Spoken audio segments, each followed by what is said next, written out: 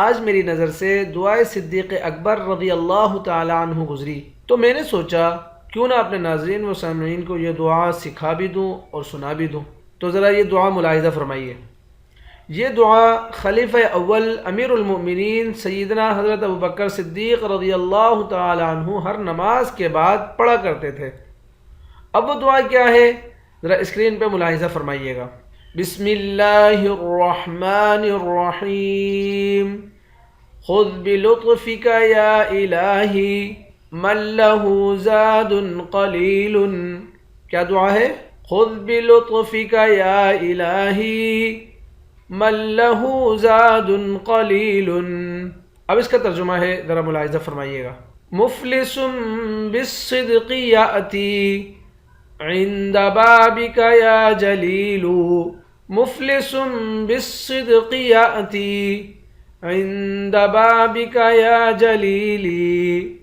اب اس کا بھی ترجمہ نیچے ملاحظہ فرمائیے گا۔ کیف حالی یا الہی لیس لی خیر العمل۔ کیف حالی یا الہی لیس لی خیر العمل۔ اس کا بھی ترجمہ نیچے ملاحظہ فرمائیے۔ سوء اعمال کثیر زاد طاعتی قلیل۔ کیا پڑھنا ہے؟ سوء اعمال کثیر زاد طاعتی قلیل۔ اس کا بھی ترجمہ نیچے ملاحظہ فرمائیے۔ اس کو ترجمے کے ساتھ یاد کیجیے۔